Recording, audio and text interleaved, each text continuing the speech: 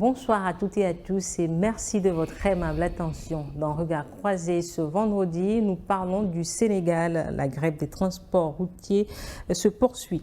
Au Bénin, la présidentielle est-elle une élection à risque? Au Nigeria, des djihadistes tuent un général et plusieurs militaires lors d'une attaque dans le nord-est. Et puis l'évaluation de la feuille de route 2020-2025 au menu d'un séminaire gouvernemental au Togo. Pour évoquer ces sujets dans ce plateau, Komi Mayaba. Bonsoir Komi. Bonsoir Etonam, bonsoir aux nombreux fidèles téléspectateurs de Niwo TV, actuellement branchés à travers le monde, qui font l'honneur de nous suivre. Merci aussi pour l'invitation. Directeur de publication du journal Symposium. Eric Johnson. Bonsoir Eric. Bonsoir Etonam, bonsoir chers collègues, chers amis, téléspectatrices et téléspectateurs de Niwo TV, je vous salue. Directeur de publication du journal L'Union. Constant Lemou, bonsoir Constant. Bonsoir Madame Etonam, je salue mes co-débatteurs et tous ceux qui nous suivent. Analyste politique. Alors, la première question, je vais vous l'adresser, mais d'abord, malgré l'ouverture de négociations entre le gouvernement et la Fédération de syndicats routiers du Sénégal, la grève entamée le 30 mars dernier reste maintenue.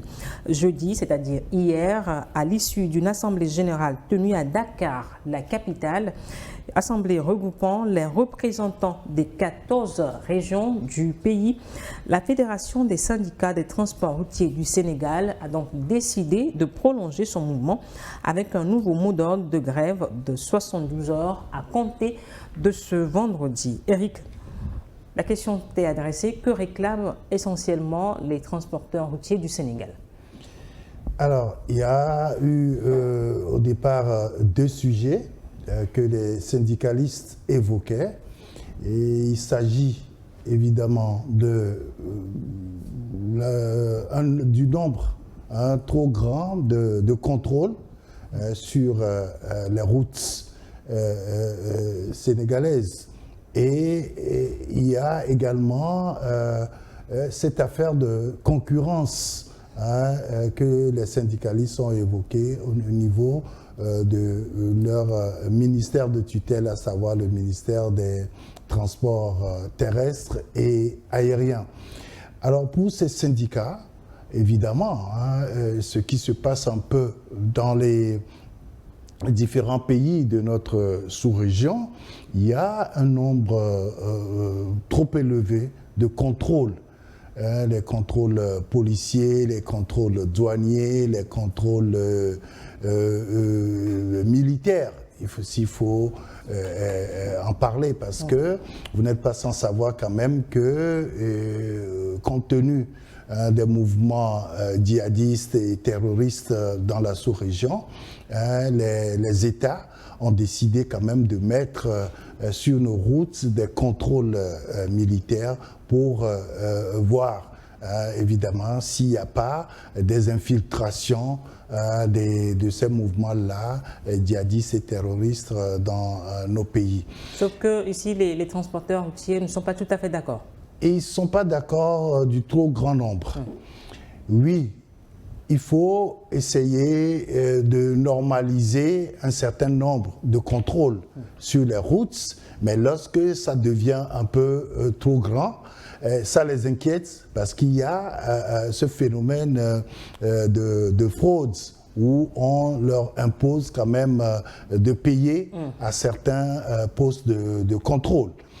De l'autre côté, c'est qu'il y a une libéralisation au niveau du transport routier dans nos pays et il y a plusieurs sociétés qui se créent et par rapport à cela, les transporteurs routiers estiment que la concurrence elle est déloyale puisque ces sociétés-là apportent de gros véhicules qui leur prennent la majorité de leur clientèle et donc ils estiment que cela ne leur profite plus et ils sont sur la route, ils ne peuvent prendre que peut-être on dit 5 passagers pour les petits véhicules et 12,9 pour les cars, etc. Alors que et ces sociétés-là peuvent en prendre autant qu'elles veulent. Et donc, ça crée une concurrence déloyale au niveau de ces transporteurs. Et donc, ils estiment qu'ils sont toujours sur le terrain, mais aujourd'hui, ils ne peuvent pas mieux faire que ce qu'ils ont toujours fait, puisqu'il y a des contrôles qui leur exigent un nombre limité de clients à prendre. Pas de surcharge. Pas de surcharge, justement. Et donc, ça ne leur profite plus et ça crée d'énormes difficultés pour ces transporteurs routiers. Et donc, voilà, en quelque sorte, la situation. Mais de l'autre côté, il ne faut pas oublier qu'au niveau de ces sociétés-là, il y a aussi la directive numéro 14 de l'UEMOA qu'il faut respecter, la charge à l'essieu. Et donc, vous prenez un nombre de clients, mais vous ne pouvez pas aussi dépasser une certaine charge parce que, selon l'UEMOA, ça dégrade nos routes lorsqu'il y a trop de charges sur les véhicules. Et donc, il faut respecter cela. Et ça a même été à l'origine d'une grève en 2019 déjà au Sénégal. Ce n'est pas la première fois que les transporteurs se mettent en grève. Et donc, on a trouvé un compromis. Aujourd'hui, si tu veux que j'extrapole un peu par rapport à... Pas obligé. Merci. Alors, un accord, il y a eu un début de négociation la semaine dernière, c'est-à-dire dimanche dernier, mais un accord global fait toujours défaut. Qu'est-ce qui bloque entre le gouvernement et les syndicats? Oui, qu'est-ce qui bloque? La question est bien posée. Sauf que dans le cas de figure, les syndicats et puis le gouvernement ont commencé des pourparlers qui n'ont pas malheureusement abouti. Et après, je crois, une semaine, les gens... on a constaté qu'il y a visiblement cette ténacité au niveau des syndicats de continuer la grève, étant donné que leurs revendications n'ont pas trouvé solution favorable, éco-favorable au niveau du gouvernement, ils ont continué. Et puis maintenant, par rapport à cela, il y a une paralysie totale au niveau du Sénégal, parce que ça a affecté pratiquement le circuit routier. Il y a des bus qui ont garé pendant donc ça fait que tous les secteurs d'activité sociopolitique, enfin socio-économique ont été... Ce sont les conséquences de ce justement, alors, les réclamations que veulent les syndicats, à mon avis, doivent avoir une source de discussion, arriver à trouver un compromis. Parce que quand vous dites, par exemple, que vous voulez qu'on revienne à la nouvelle formule, c'est-à-dire que la réduction des places au niveau des véhicules doivent être respectées, alors que visiblement on réduit les places et sur les routes, et c'est les forces de contrôle, les postes de contrôle leur font des raquettes, ils l'ont exprimé également. Donc ça crée un sentiment de frustration et donc les syndicats ont sorti leur ras-le-bol, ont créé leur ras-le-bol, et afin que au moins dans ce champ de discussion qu'on puisse trouver un compromis. Malheureusement, il y a eu des menaces à leur endroit et certains des syndicats ont exprimé clairement que ils ont... Des menaces de la part du gouvernement. C'est que les discutants, enfin, le gouvernement leur a pas donné le temps peut-être de manifester, pensant que c'est une solution. Moi, je pense qu'aujourd'hui, par rapport à tout ce qui se passe au Sénégal, c'est pas seulement au Sénégal, partout. Quand vous avez un syndicat, le syndicat a un rôle premier, c'est de réclamer. Et lorsque vous vous sentez lésé dans l'exercice de vos activités, vous réclamez. À chaque fois que vous réclamez, vous attendez quand même que vous ayez une réponse de la part de votre vis-à-vis. Maintenant, quand ça ne se fait pas, je pense que ça peut créer toujours des situations un peu défavorables. Les syndicats n'ont pas attendu d'avoir cette réponse avant de reconduire ce mouvement de grève pour 72 heures du temps à partir de ce vendredi? Effectivement, il y a eu d'abord un préavis de 72 heures. Et au cours de ce préavis, dans cette première période, il y a eu quand même une rencontre entre les responsables du syndicat et le ministère des Transports, ministère du tutelle donc. Des discussions ont eu lieu, sauf qu'il n'y a pas eu satisfaction claire d'un point de revendication. Alors, le ministre a vite fait d'annoncer la fin de la grève, qu'il n'a pas lancée, et n'a pas véritablement communiqué sur ce qu'il appelle avancée ou bien accord intervenu entre les responsables, entre les syndicats et le gouvernement.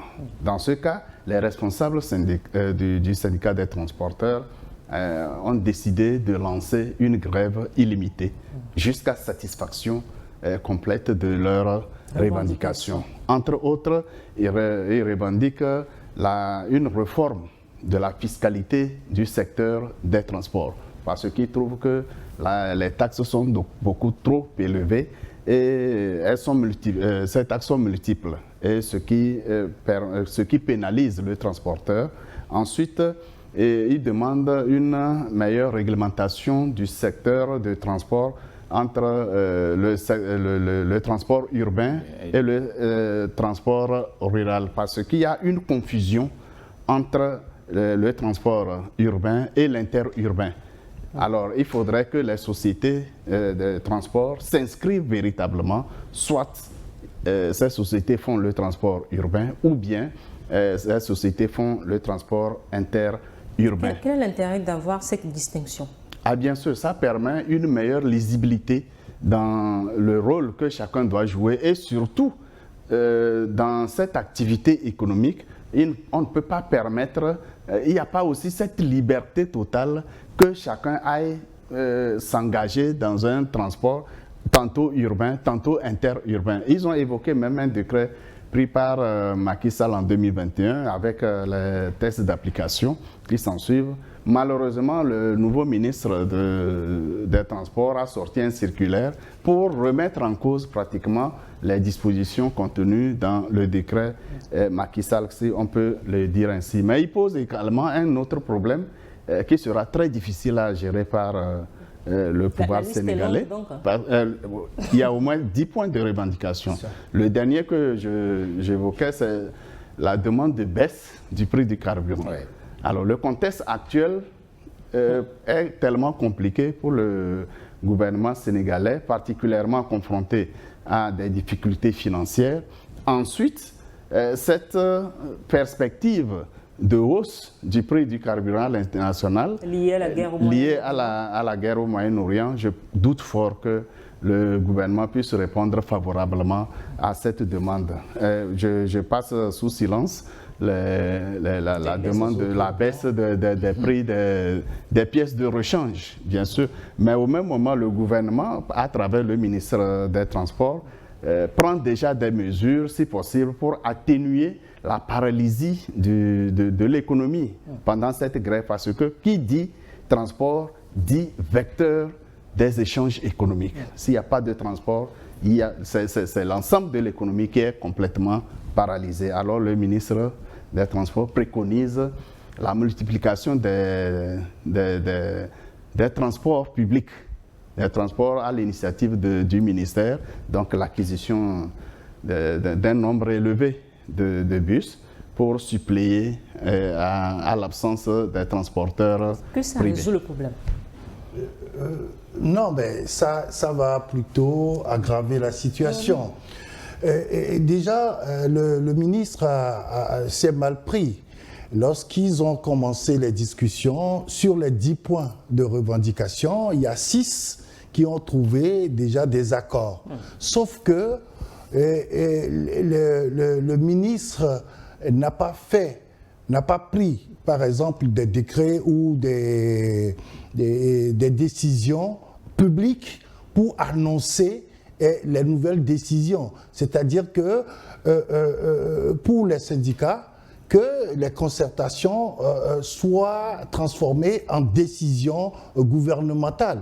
C'est-à-dire, qu'il n'y ait plus ce genre de voilà, on dit, oui, nous nous sommes mis d'accord sur un point. Alors, où comment le public ou l'opinion va savoir que ce point de revendication-là a trouvé déjà une satisfaction.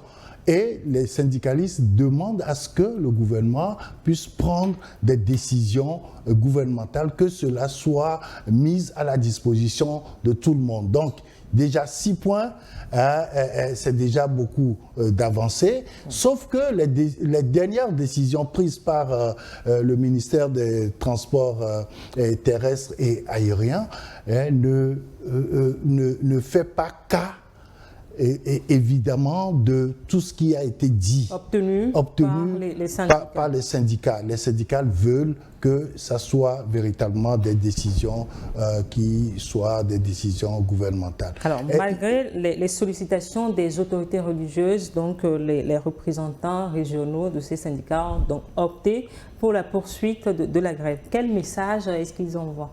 Oui, je crois que justement parce que vous discutez, le ministre veut arrêter la grève, mais il faut une concertation. Vous êtes en discussion avec des syndicalistes, que vous soyez tous d'accord sur la poursuite ou non de la grève. Mais quand le ministre fait cavalier seul pour dire oui, nous avons trouvé des points de satisfaction et donc la grève va s'arrêter, mais il faudrait quand même que les syndicats soient d'accord. Et vous savez, les syndicats sont allés très loin.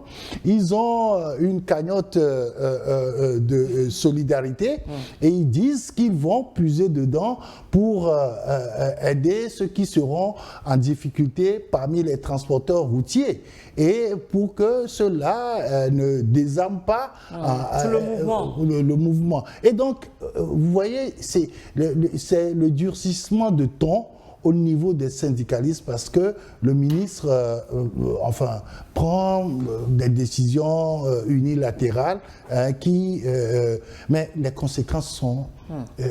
en ce temps de ferveur religieuse surtout. Ah oui, les conséquences sont quand même drastiques. Vous voyez même, ça atteint le football, où il y a la Coupe du Sénégal. Certaines rencontres ont été annulées. Parce qu'il n'y a pas de bus pour transporter les joueurs, les équipes. Et il y a également un cas très spécifique dont les syndicats eux-mêmes ont parlé, c'est le cas des malades qu'il faut transporter, évacuer, qu'il faut transporter d'un point à un autre, d'une ville à une autre pour se faire soigner. Et donc la situation est très difficile. Il y a des gens qui ont fait des déplacements qui sont désormais bloqués parce qu'ils ne peuvent plus retourner chez eux. Et ils disent clairement que ceux qui essaient quand même d'aider les populations, quand ils te donnent le prix, tu laisses tomber, quoi. Une courte pause pour parler après des autres sujets.